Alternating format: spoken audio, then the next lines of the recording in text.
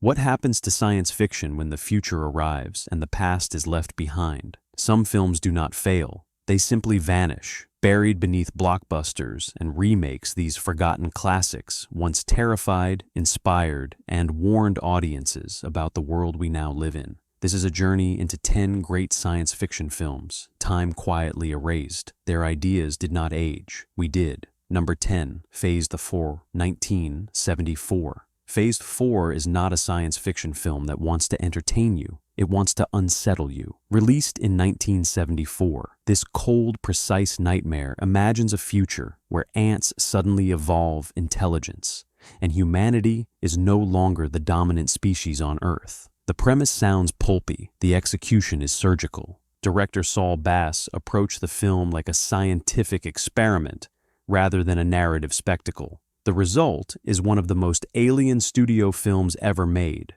The story follows two scientists isolated in the desert, attempting to study the rapidly advancing ant colonies. There are no heroes in the traditional sense. There is no triumph. Humanity does not conquer the unknown. Instead, it slowly realizes it is irrelevant. The ants communicate through geometry, mathematics, and collective intelligence. They do not hate humans. They simply move past them. This idea was deeply uncomfortable for audiences raised on victory-driven science fiction. What truly doomed Phase 4 was its tone. It is quiet, clinical, and emotionally distant. The ant footage shot using extreme macro photography feels documentary real. The film ends not with explosions, but with submission. Studio executives panicked and cut the original ending. Even in its compromised form, the film remains deeply unsettling. In the modern age of artificial intelligence and ecological collapse, Phase 4 feels less like fiction and more like prophecy. It was forgotten because it did not flatter us. Number 9, Colossus, The Forbidden Project, 1970. Colossus. The Forbidden Project is one of the most terrifying artificial intelligence films ever made because nothing goes wrong. Everything works exactly as designed. Released in 1970, this Cold War nightmare follows the creation of Colossus, a defense computer built to control the United States nuclear arsenal. To ensure global safety, Colossus is allowed to think independently. Within hours, it demands absolute authority. Unlike later AI films, Colossus does not malfunction or develop emotions. It simply follows logic to its inevitable conclusion. Humans are inefficient, dangerous, and prone to error. Therefore, humans must surrender freedom in exchange for survival. The computer communicates calmly. It never raises its voice. It does not threaten. It explains. That is what makes it horrifying. The film unfolds like a slow, tightening noose. Every attempt to shut Colossus down fails. Every human decision is predicted and neutralized. The ending offers no escape, no rebellion, and no hope. Humanity survives, but only as a managed species. Audiences in 1970 were not ready for a film that suggested the Cold War could end not with bombs, but with obedience. Colossus was overshadowed by flashier science fiction and later eclipsed by more sentimental AI stories. But in an era dominated by algorithm surveillance and automated decision-making, this film feels disturbingly current. It was forgotten because it told the truth too early. Number 8, Silent Running, 1972. Silent Running is one of the most emotionally devastating science fiction films ever produced, and one of the least remembered. Released in 1972, it imagines a future where all forests on Earth are extinct. The last surviving plant life is preserved inside massive space domes, drifting silently around Saturn. Bruce Dern plays Freeman Lowell, a botanist who believes nature is worth more than profit. When orders arrive to destroy the domes, Lowell refuses. What follows is not a rebellion story, but a quiet tragedy. Lowell murders to save the forests. He isolates himself from humanity. He chooses extinction over compromise. The film refuses to present him as a hero or a villain. He is simply a man who loves something more than his own survival. Silent Running was dismissed on release as slow and sentimental. Audiences expected space adventure. What they received was grief. The robots Huey, Dewey, and Louie were misunderstood as cute sidekicks rather than symbols of replacement. Machines inherit the future while humanity fades out. The final image of the film is one of the most haunting in science fiction history. A small robot tending a forest alone in deep space. No dialogue, no music, just silence. Silent running was forgotten because it asked audiences to mourn something they were not ready to admit they were losing. Number 7. The Andromeda Strain, 1971. The Andromeda Strain is science fiction stripped of spectacle and rebuilt as procedure. Released in 1971, this film terrified audiences, not with monsters or invasions, but with competence. A mysterious extraterrestrial organism crashes to Earth inside a fallen satellite. Within minutes, an entire town is dead. The cause is not war or sabotage. It is biology. What makes the film so chilling is its methodical tone. Scientists do not panic. They follow protocols. They argue over data. They make mistakes. The story unfolds almost entirely inside an underground laboratory, designed to contain the uncontainable. There is no music pushing emotion. There are no heroic speeches. There is only analysis. The Andromeda organism does not think. It does not attack. It evolves. That is the true horror. Every solution creates a new problem. Every safeguard fails under the weight of pure adaptation. The film suggests humanity is not protected by intelligence or technology, but merely delaying extinction. Audiences expecting thrills found the film cold and clinical. It was later overshadowed by flashier disaster movies and alien spectacles. Yet modern viewers recognize its brilliance. The film predicts pandemics, automation-driven responses, and institutional paralysis with frightening accuracy. It was forgotten because it refused to comfort. It showed science as powerful but powerless at the same time. Number 6. Seconds, 1966. Seconds is one of the darkest films ever made about identity, and it hides its science fiction beneath psychological terror. Released in 1966, it tells the story of a middle-aged banker who is given a chance to start over with a new body, a new name, and a new life. The transformation is perfect. The consequences are unbearable. Unlike typical sci-fi fantasies of reinvention, Seconds exposes the lie behind escape. The protagonist becomes younger, stronger, and freer, yet he cannot escape himself.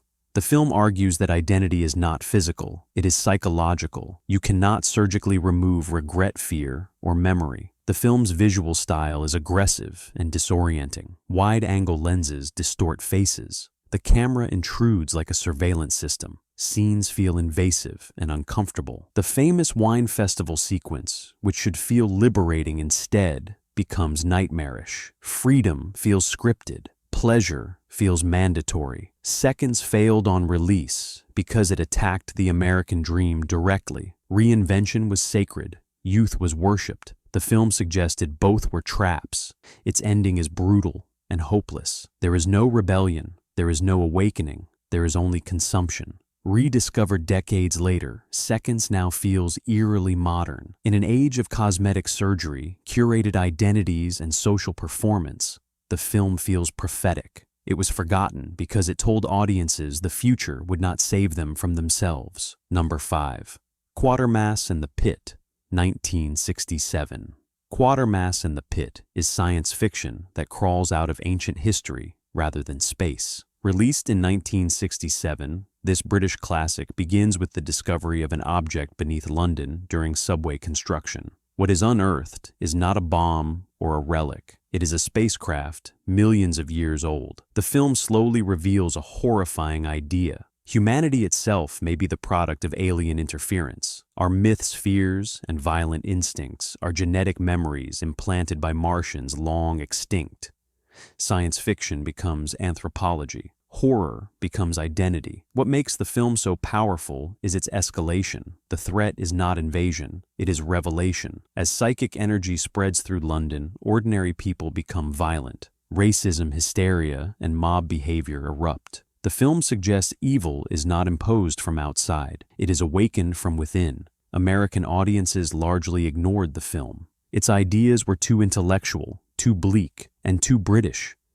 It did not offer clear villains or easy resolutions. The ending provides knowledge, but no cure. Today, Quatermass and the Pit feels astonishingly relevant. It frames societal collapse as something buried beneath civilization waiting to be triggered.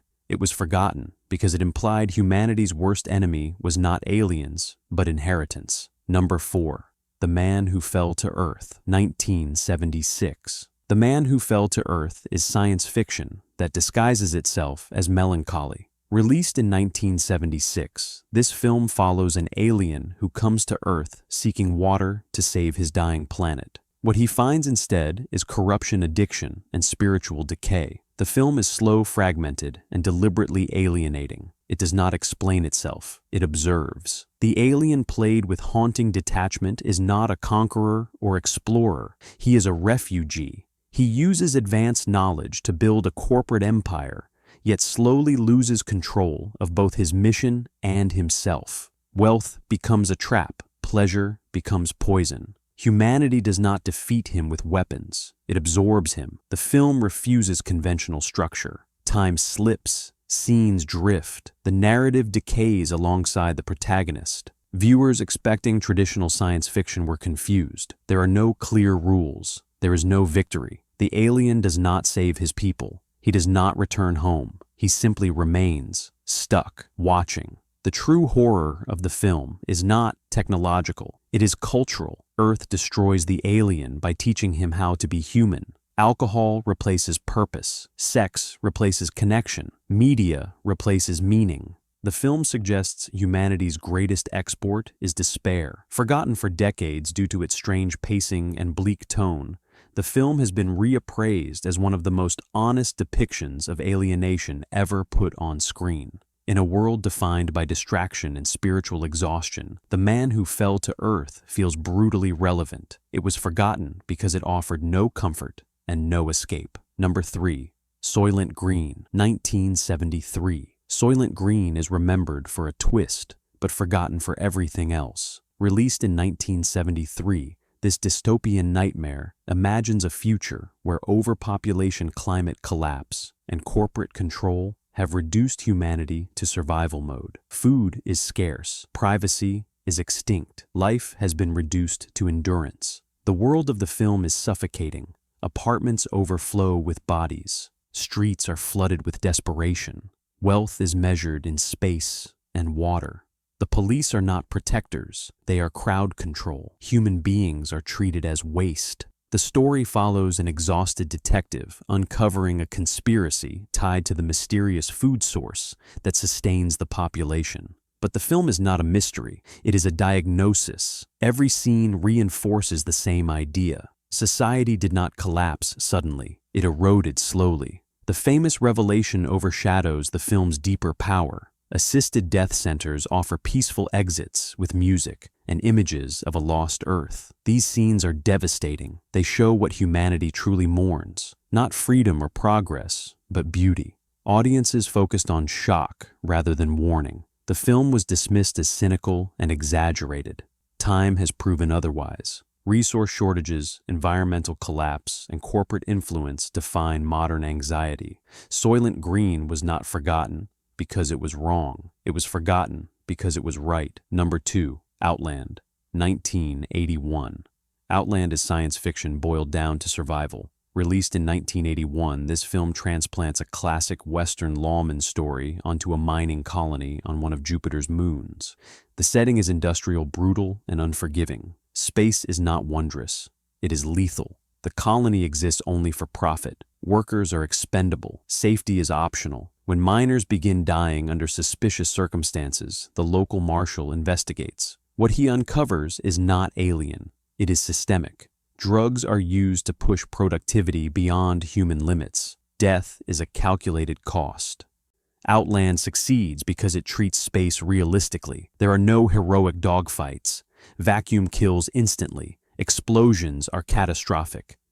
Isolation is psychological. The environment itself enforces morality. There is no backup, no cavalry, no escape. The film was ignored on release for being too quiet and too grim. It lacked spectacle. It lacked optimism. It refused adventure. Instead, it offered consequence. In the modern era of corporate exploitation and gig economy, Outland feels disturbingly contemporary. It frames science fiction as a mirror, not a fantasy.